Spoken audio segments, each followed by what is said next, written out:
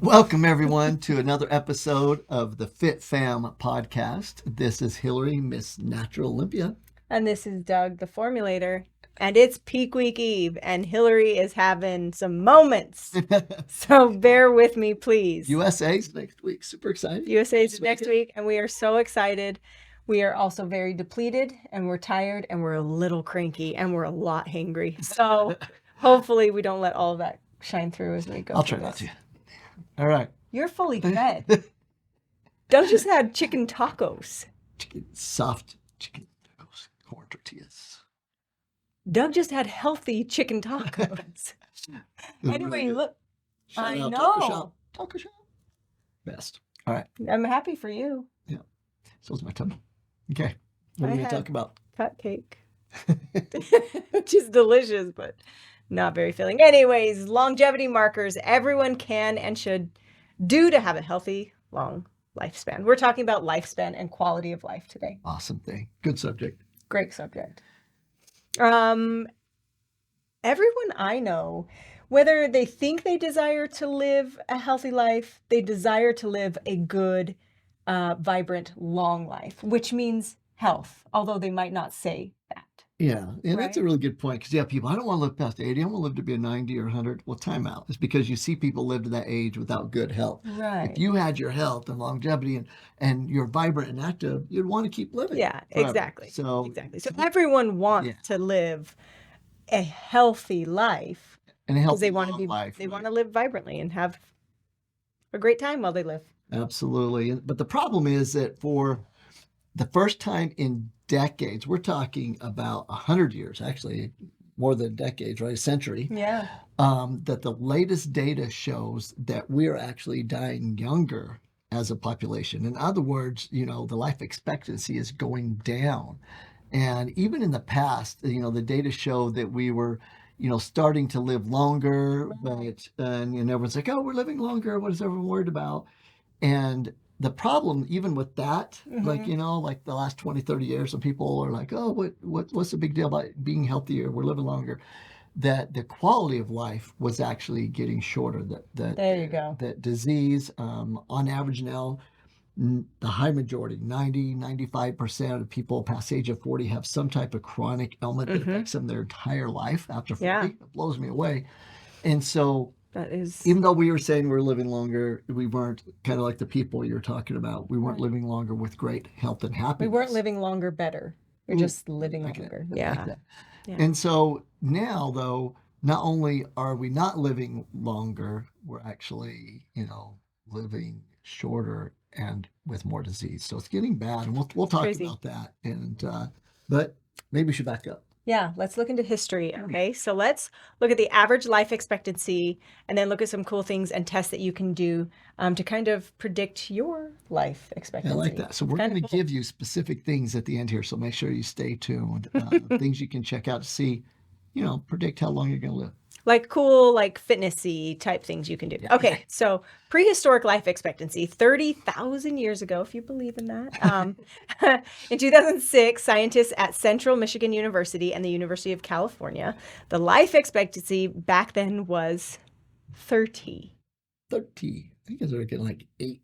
30. I'd be beating the odds right now, and you'd be almost doubling the odds. And it probably was a lot because they're getting eaten a lot by animals and stuff. Probably. But they threw a study in there. Good job on that. Yeah, you found that. 30 years of age, right? And so now let's kind of come back into more ancient times, through pre-industrial times, right? And so there's early research is published in the Royal Society of Medicine, and they went through a bunch of records. We're talking about, Greek philosophers, Roman Empire, the Renaissance time frame. We're talking about that when we're talking about the pre-industrial times. Okay. And they improved. Wasn't so many William Amos eating people, I think. They improved. So right around 55 to 60 years is what we predict happened then. But even though that's true, we think 55 to 60, the Roman Empire during that time, they still weren't living past 35. Really? I don't know if that's because of the whole just gas well or something, right? Each other constantly. So it still wasn't great. but it was an improvement from, caveman. Okay. Yeah. So then let's move forward to industrial times. And what I mean by that is like 1800s, right? Mm-hmm. And actually clear up to let's go from the 1800s clear up to 2018, 19, Okay. right? And so what could people expect life expectancy in, those time frames, say the Okay. 1800s?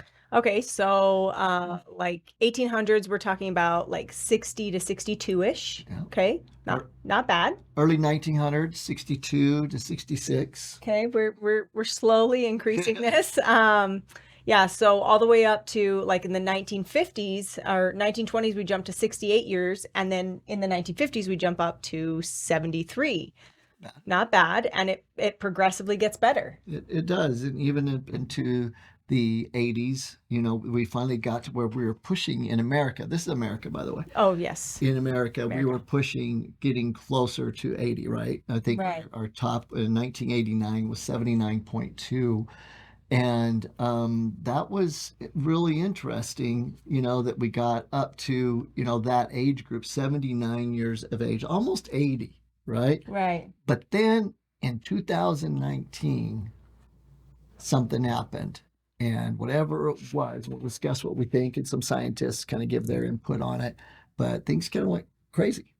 They did go crazy. According to the Centers for Disease Control and Prevention, life expectancy in the United States declined 2 years in a row, from 79 years in 2019 to 77 years in 2020 to 76 years in 2021. So that was the biggest 2-year decline in life expectancy since the early 1920s. Wow. 100 years or so, right? Yeah. So for 100 years, we increased our life expectancy, even though the last 20 or 30, the quality of life wasn't as good, but we kept people alive longer. And you think America, technology, keeping people alive longer, we have that ability to do that. But then, even the top scientists, researchers, a really, really well-known epidemiologist, J.L. Shanky, he came out not too long I ago. love that you didn't try to get me to say that. J.L. Shanky? Oh, that one, and epidemiologist. I can't. It's too peak week. It's too much. Too much.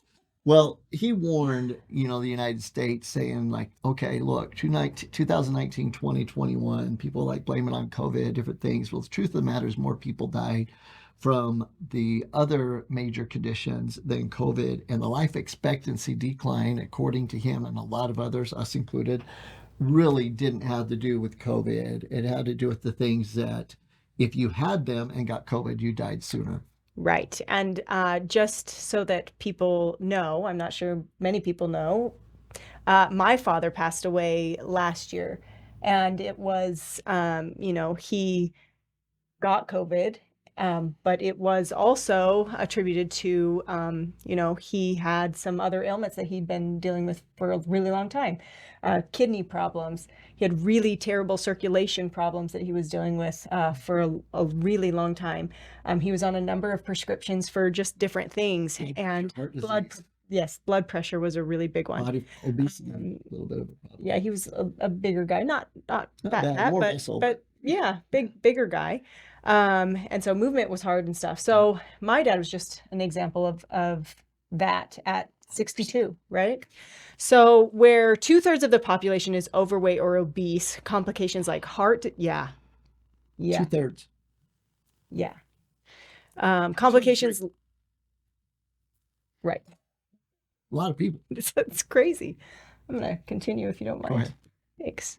Complications like heart disease and type 2 diabetes could very well reverse gains made in the first half of the 21st century. Right. And that came from Jay, right? From J.L. Shanky, epidemiologist. But it's look, you have the top scientists on the planet that's looking at this data and saying, people, heart disease because of your dadgum diet, being overweight, being obese, diabetes because of your diet, not exercising, it can erase the gains that we just went through, how we were increasing our lifespan Yeah, and and erase them because of those things. exactly. And here's the thing is that we cannot always control the things that happen around us as far as a pandemic, crazy flu seasons, whatever is going on the outside of us that will influence us in some way, no matter how much we would try to stay away from it.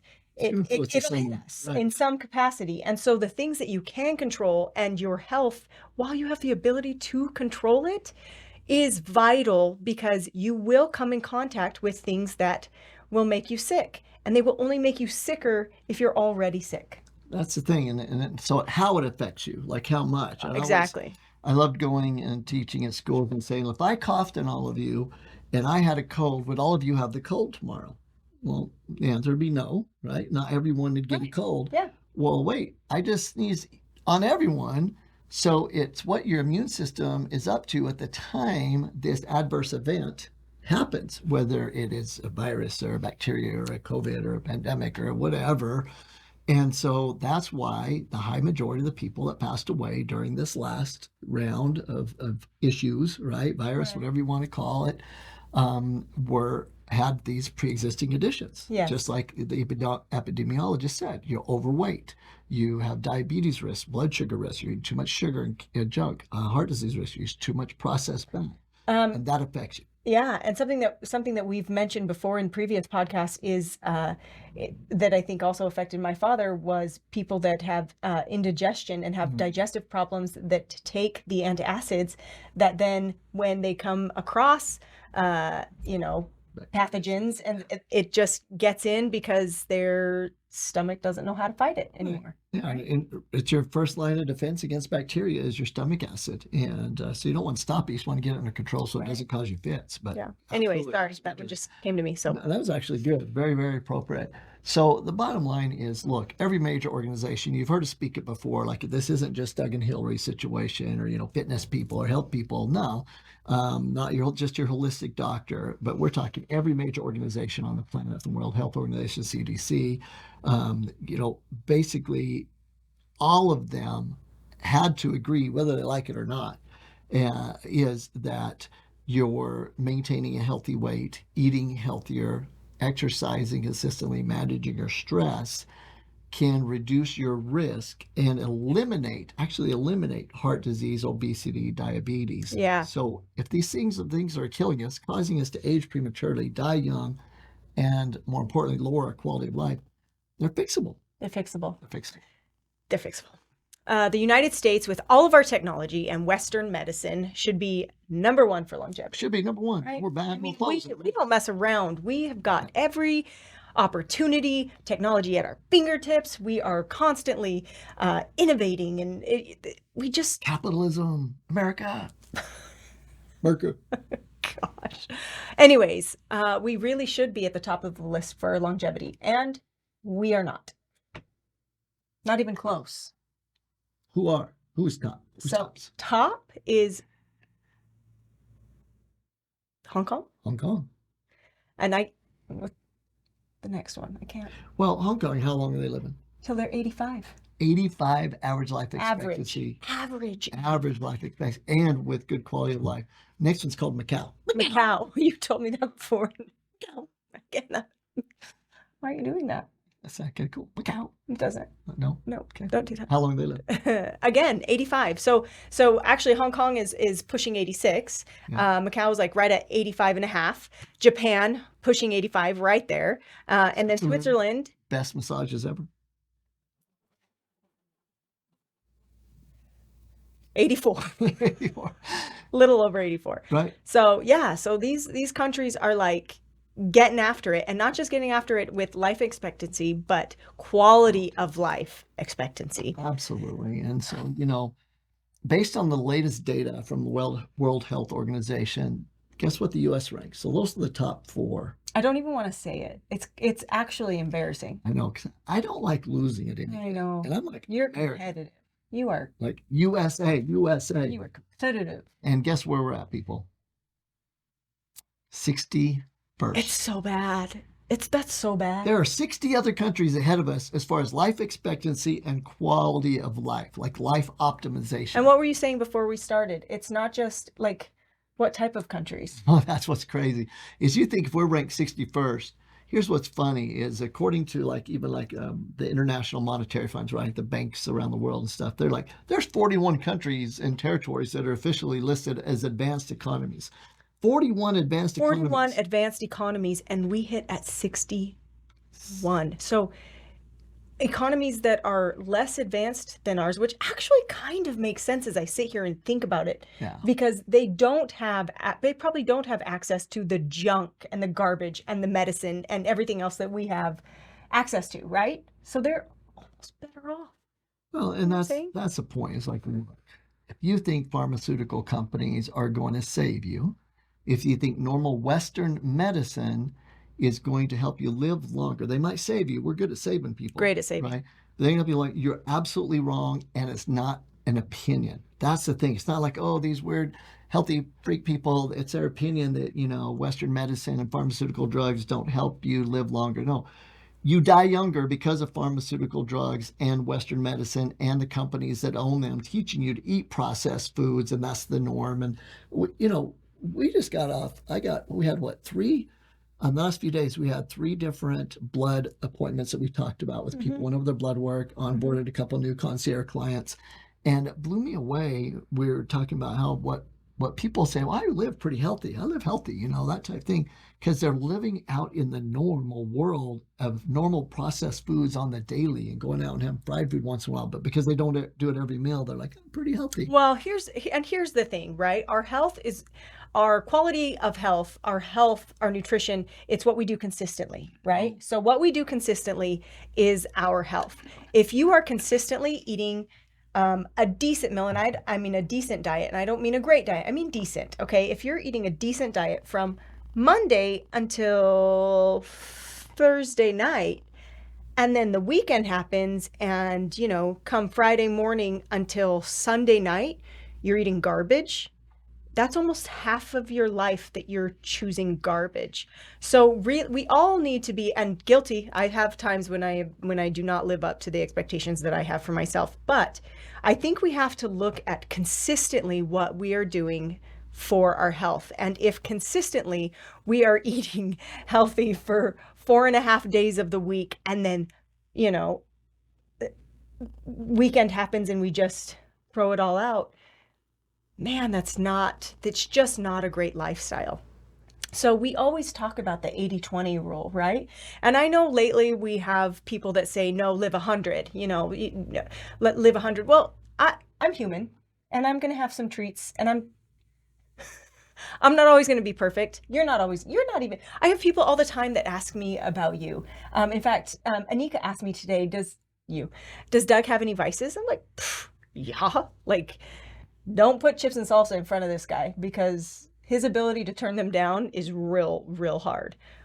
But for the majority of his life, for the majority of day in, day out consumption of food, for the majority of day in, day out exercise, mindset, all of the other, what do we call it? Fitness. Yeah, alternative health. Oh yeah, alternative.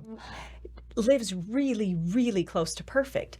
So when we have these other times, when you do go on vacation, a weekend here or there, or a night of the week here or there, when you want some special thing, man, it's just a treat, and it's just there. And it's not your regular diet, and it's not your regular nutrition. So what you do consistently is your health. So you really have to evaluate. We all have to really evaluate, what do I do consistently, and is it enough? Yeah, consistently the majority of the time. Consistently the majority of the time. A lot of people, well, I'll eat junk on the weekend, and just during the week I might have had some fried food a couple of times. Well, the couple times during the week plus the full weekend, it really is. It's crazy. So you do need to, especially in the world we're in. It used to be able to get away with a little bit more, but because of the accumulation effect, and we're so bombarded with the processed foods, they're everywhere. So bombarded with the radiations and everything that's going on, and the water not being as pure as it should, then we don't get away with it as much because we're living in this world. So we actually need to be better more often. But the answer comes back to fitness, like we always teach. Focus, intense thought. You got to have the mindset. Create your health identity trait. If you need help with that, reach out. We'll give you this little form that you can create a health identity trait that kind of helps get you over the hump of like who you are. You know, I am a healthy, strong person, that type thing. So create a health identity trait. Focus, intense thought. Yeah, and focus intense thought. I love the health identity trait, but focus intense thought is also focusing on short-term and long-term goals. So always have those in place, like a short-term goal and then my long-term goal as far as health goes, as far as fitness goes, right? Absolutely. And you know what? And that's really critical. And I'm going to Throw me under the bus. not throwing you under the bus. Well, we just had a discussion before we got here because, you know, we started the podcast and Hilary's in a peak week. And so in peak week, you struggle mentally because you don't have so many carbs and different things. It's just part of the game. But we're talking about how long it is for the rest of the season and the long-term goal that she has. But right now, she has to back up and say, no, it's 8 days. Yeah. I've only got an 8-day goal at that time. I'm going to reevaluate. We'll look at life, and that's all I'm going to worry about. And that's important to have short-term, like you said, and long-term goals. Well, and I think that helped me really a lot. I'm glad that you had mentioned that when we were having our discussion earlier, when I was having a breakdown.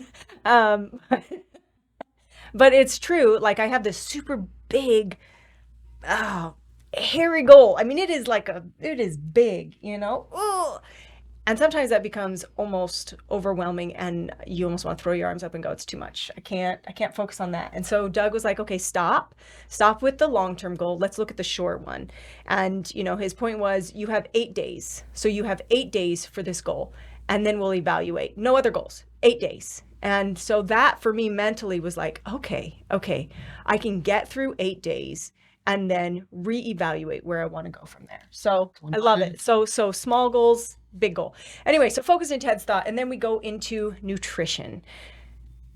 Nutrition is, I've always said it's the hiccup for me, but actually nutrition is my favorite thing because I love food. I love all food, which can be kind of difficult sometimes. But the best thing about nutrition is looking at a meal or a snack or something that you want and creating a way to make it as healthy as you can and still delicious. Yeah, absolutely. And I think that, you know, you're an expert at that. And I like that about you, that you're starting to embrace that because people have always wanted to know that. So make sure you follow Hilary Get Fit on Instagram and Facebook. And I have all these recipes up here. I've never really put them down here. You're going to see a bunch over the next few weeks. We're gonna work on getting them here. But anyway, so nutrition is, let's go with basics, man. Let's just talk about it. So let's get away from the white flour processed junk, carbonation. Let's limit our sugars to under 50 grams a day. Fried foods. Get rid of fried foods and eat more vegetables. Eat more vegetables. Like honestly, almost make it a game with yourself. Like how many raw fruits / vegetables can I get each day? Or what could I throw in this meal to add some raw? Yeah, absolutely.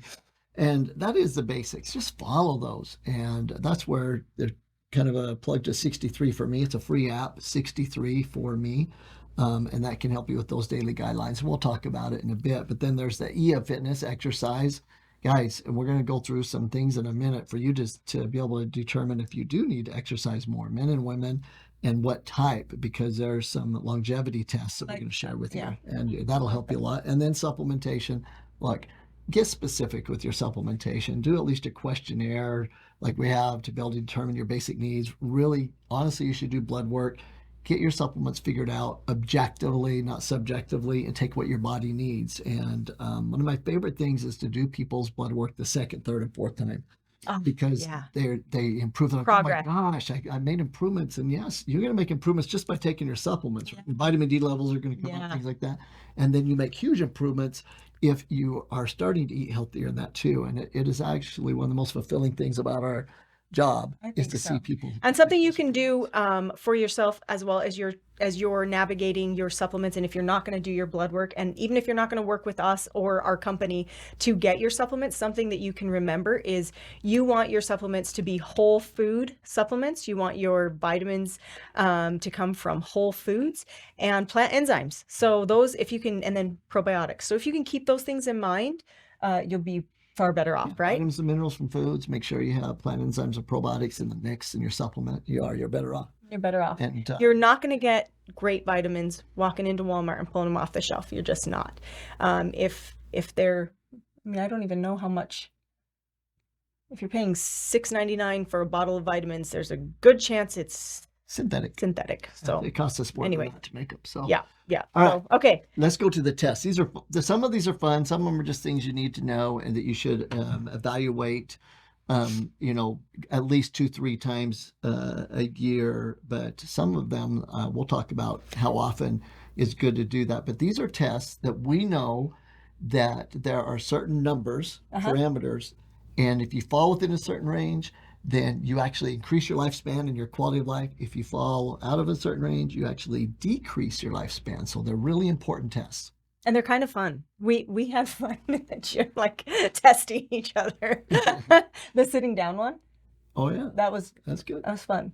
And then we both like just stopped because you're like, I could go forever. And I'm like, well, I could go forever. So we just quit. But anyways, okay. So who can go forever? So we do. Okay, so blood pressure. We love your blood pressure to be 110/70. Like we think that's the ultimate goal, right? As far as like medically speaking, 120/80 is that's what your doctor will great. say. Your doctor will tell you that's awesome. So basically, for your quality of life improvement, 5 to 7 years, right? Yeah. So you get 5 to 7 years additional life and at a high quality. Yeah. Right. And if your blood pressure is 120/80 or better. And what's interesting is because that's where most of the studies are done is 120/80. Right? Yeah. But who do you know that resides around 110/70? 110/70. Who do you know? That's me. Okay, 110/70.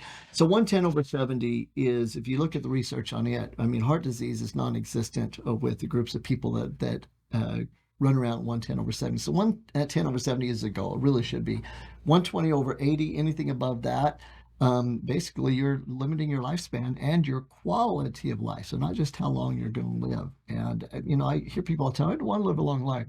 I get so tired of that. It's just like we said, you want to live as long as you can live healthy. Yeah. Quality, energy, vitality. And even if you slow down a bit. I mean, your dad lived until he was 92 years old. Yeah. And really had quality of life until the last few years. And even in the last few years, he was still getting up and walking around and could hold conversation. And 50 caliber machine guns by his ears in World War II. Yeah. But anyway, so okay. Good stuff. And so we'll leave the research articles in the show notes. Okay. Because a lot of people say, where are you getting these statistics from and all that? We have the data. That one actually came from a National Institute of Health study and hypertension journal on blood pressure and the importance of that. The thing next to that is heart disease risk, right? Your cholesterol, HDL ratio, or even more importantly, your LDL. And you need to make sure that they're in check, that basically your cholesterol HDL ratio should be under 3. In other words, the total cholesterol divided by the HDL, the good cholesterol, and it should be under 3 ratio. Yeah, and 12 years increase of life expectancy. It is. Absolutely. And the LDL needs to be under 100. So if you have lower LDL and a low disease risk of cholesterol, HDL, 12 years increase of life expectancy. That's huge. Huge. But heart disease is the #1 killer, men and women. Right. And just get it under control. Get your LDL under control. Know where your cholesterol's at. That's a huge thing. So blood pressure. Cholesterol. Disease risk, cholesterol. Okay, right? tell us about immunity. Immunity is a little bit interesting because we couldn't get an exact number. What we're talking about is get your blood work done, know your heart disease risk. In that same blood work, you're going to see your white blood cell count. Make sure your immune system is up and your nutrient levels are up, like your vitamin D and your zinc and your magnesium and your calcium. Basically, if you have a strong immune system, then the research is everywhere from 4 to 20 year increase. Like it's everywhere in between there. So it's always all over the place. But the bottom line, it's significant increase in lifespan if you have a strong immune system. And that's about, yes, stress, trying to reduce stress, doing some good meditation, being happy, But it's a lot to do with, do you have the nutrients for your body to make white blood cells to be able to be on the guard, right? Back to that sneezing on all the kids thing, right? How many of them get sick? Well, what was their white blood cells up to? Can I say something about being happy? Yeah. Because I feel like in overall, having a positive mindset is huge, and it will make a massive difference and impact.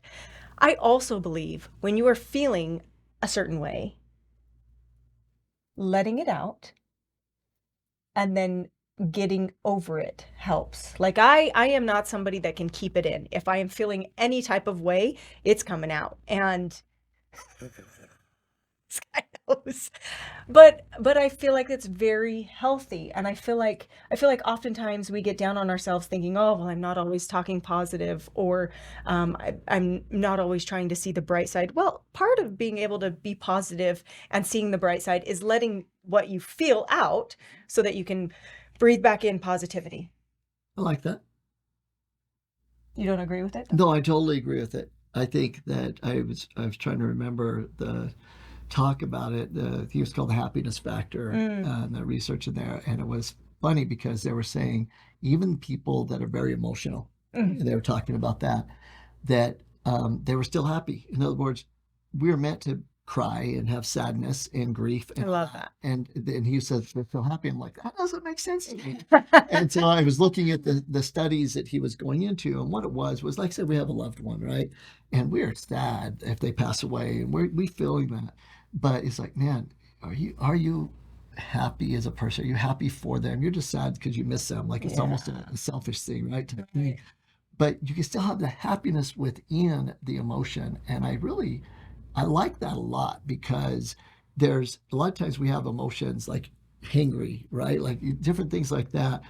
And we're feeling it, and we do have those emotions, but we can still be happy in the fact that, man, we still are blessed. I'm not happy right now in this second of like mentally, but overall, we've got it, right? We're not going to dwell on it. We can just let it out and we can get back to business. There you go. I think the happiness thing is, how long are you willing to dwell? That's a really good point. Yeah, if you can address things and be honest about how you feel, and then look at the positives. Okay. Fourth, organ health: liver, kidneys, thyroid.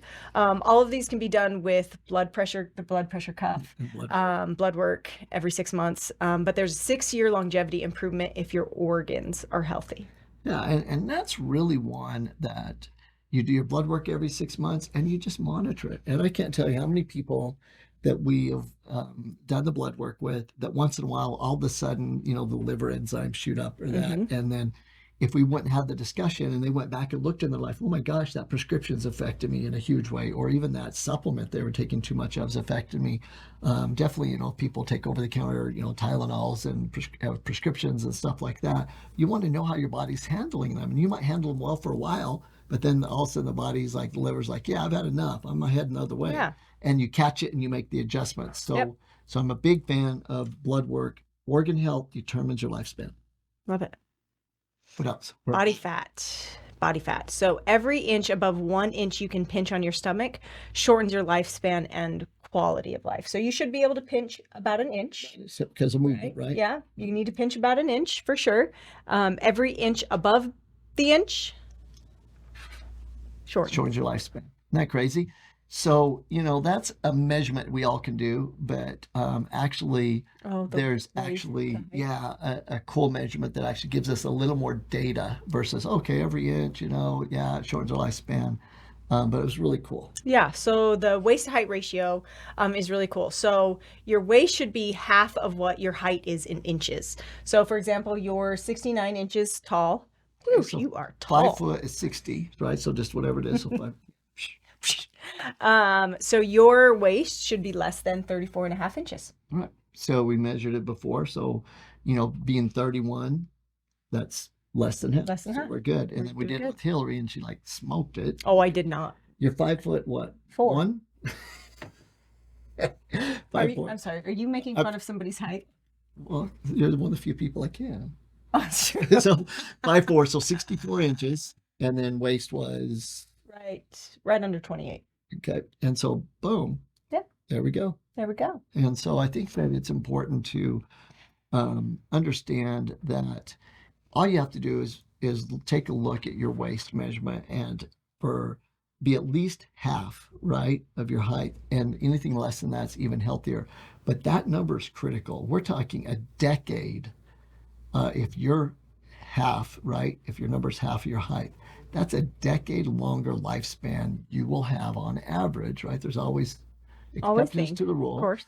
but for the most part, right, statistically speaking, an extra decade of good, healthy, vibrant life by just keeping that ratio down, your waist to height ratio. I love it.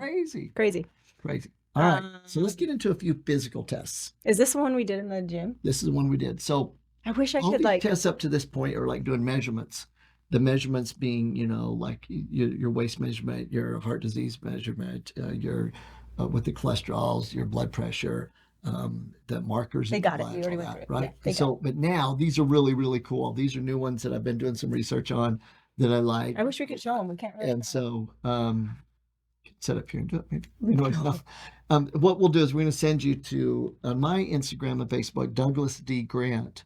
We're putting up before this podcast comes out. Actually, we're going to actually put these tests up. These tests that we're going to show you right now and show you how to do them and some of the research behind them. So go to follow Hilary Kit Fit and follow me at Douglas D. Grant on Facebook and Instagram, and you're going to see these. But the first one's called the sit rising test. Yeah. So you start with 10 points, and then you subtract half a point for each time you needed to use your hands or your knees or your forearms or shift into the side of one leg before levering yourself up. So what you do is you stand and then cross your feet and sit down. And you can't touch anything. Crisscross. Like crisscross appleside, right? Yeah. I like it. Yeah. So you're standing, cross your feet, and then sit down without touching anything. anything. Your feet and sit down. Right? If you touch, that's 1 point. So now you're at 9. And then you have to stand back up without touching anything. This is the one that Doug and I did in the gym, and I was sure I was just going to blow through it, and we just kept going. So it was like, okay, we're done. And you only have to do it once. Yeah. If you can do it once and keep your score under or above 8, so there's 9 or 10, like if you only have to touch one little time, but you're going for a 10, we don't have to touch it all, then it dramatically improves your lifespan. And it is crazy, the research that showed with that. Yeah, these are fun tests to do with someone you love. So people who scored less than 8 points, in other words, they touched twice, like on the way up they touch, or on the way down, that they touch more than twice, they were 2 times as likely to die within the following 6 years compared to those that didn't have to touch. That's such a weird. Isn't that crazy? So weird. 2 times likely. Twice as likely to die. It's crazy. And just from being able to do what we call the SRT, the sit rising test. So cross the legs, sit down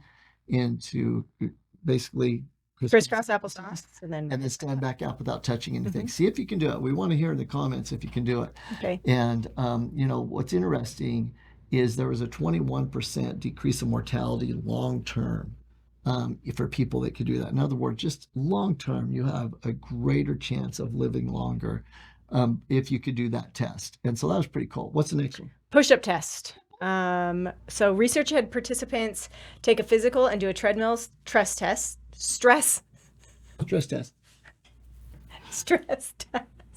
And push-up test. Over 10 years, they determined that men that were able to do 40 or more push-ups during the baseline exam were 96% less likely to experience a cardiovascular event than those who could only do 10 or fewer. Okay, so that was a long-term study. So the study was done over a decade. If as a guy, you can do at least 40 push-ups, and women, it was 15. And so if guys can do at least 40 push-ups, right, full down, 96% less chance that you're going to die in the next 10 years than those that can't do 40 push-ups. You need to start doing your push-ups, people, for reals. And then with women, along the same lines, but 15 is really the number. I think that, the more that you can do, the better. And that is a huge factor because you understand that you're working the chest muscles, and that's where the heart is housed. And that's why the studies were so phenomenal with that, because if you strengthen these muscles, the heart's a muscle, you're strengthening the heart. Well, yeah, and I also feel like we're talking about your entire core, right? As your, Posture, pressure. and we're even talking about waist, and so it all makes sense. So well, that's a big one. So That's a big one. do your push-ups. Grip strength, hanging predictor for longevity. So the original study with this was done with actually grip strength testing machines, right? okay. You can buy them, Yeah. and that's great. But what was happening is not everyone was going and buying those, and they're like, what other tests can we do that correlate? So they did this really cool study. The hanging test, right? The hanging test. Yeah. Yeah. So, you want me to go over it? Yeah. So basically, how do you do it? You explain it. Well, we just hang. From like a pull-up bar. Yeah. So you find a pull-up bar and just hang. That's it. You just hang there. And they found that people with lower grip strength, it correlated directly to higher incidence of heart attacks, cardiovascular disease, pulmonary This one's disease, and really interesting. cancer. Higher risk of cancer for really not interesting. able to hang. And I do like, so men, it's 60 seconds is a good target, right? And then for women, it's 30 seconds, which I do like that those are different, because for some reason, or I guess not for some reason, it kind of makes sense, but women's grip strength. There's so many times that I'm helping Doug move something, or one of the kids help move something, and like it's falling, and they're like, come on. I'm like, no, I'm strong enough to do it.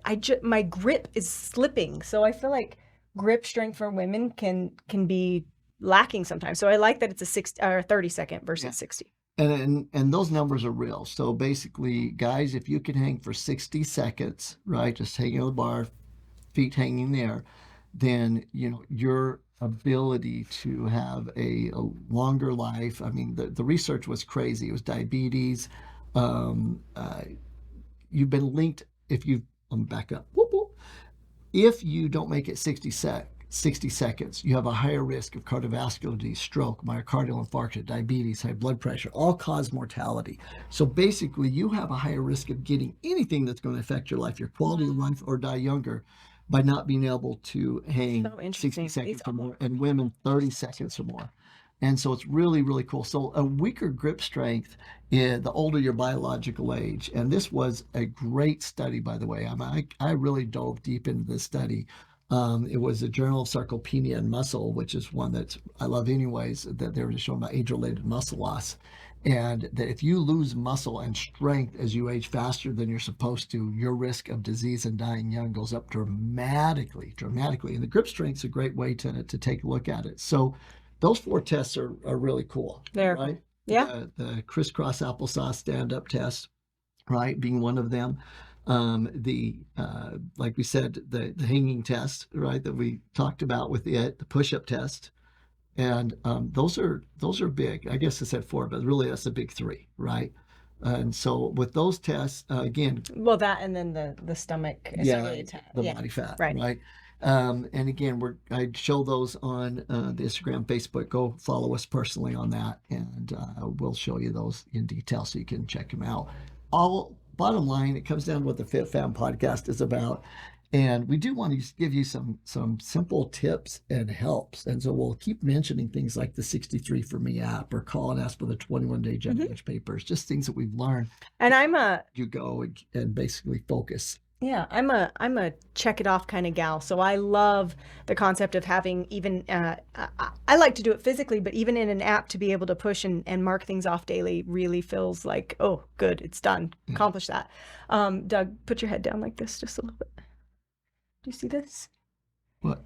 He was getting putting a barbell back for me when we were lifting, and hit another barbell. Boom. Just so that people know. Yeah, so I haven't been powerlifting. For those of you who know what I'm saying, back in the day, powerlifting guys would like bang their head on the barbell and get a little blood going to get them all sucked out to lift more. That's the story you should have. Yeah. Oh yeah, I was doing it. I was getting great. Yeah, I just hit my head. But anyways, so strength training. Let's go there with that. It was like it was a segue. Is if you take a look at the push-up test, even the sit test before you're doing the crisscross applesauce test, the hanging test, if you strength train 2 to 3 times a week, 3 hopefully, but at least twice a week, those are going to improve dramatically just because you're doing strength training consistently. It's so critical. And I think that's one of the things that the reason that I put those 3 tests in and did that research on it was to show you that if you strength train, if you exercise, it dramatically improves your quality of life, your length of life, your happiness because of the movement and, less pain and that. So definitely exercise, and the supplements, just do your thing, do the blood work. Do your thing. And get your custom. And if you don't love supplements, eat healthier. That's right. And then you're going to find out you still need them. But, you won't need as much. You won't need as much. Won't need as much. Yeah. So hopefully that is some good news for you all as far as being able to say, hey, might not be as far along as I want to be, but I got that. There are some simple things I can do to improve my chances of living longer, healthier, and be able to just have a great quality of life, to be more present. Yeah, this one was a good one, babe. I really like this one. And stay tuned. This one is like a Doug podcast. The next week is kind of a Hilary podcast. We're going through doing a grocery haul, and we're gonna do the bad, but the better bad, and then the good for you. So, yeah, I'm excited about that. It's gonna be fun. So as always, this is Miss Natural Olympia Hilary. And this is the Formulator, Doug. Thanks for joining us. Keep chewing.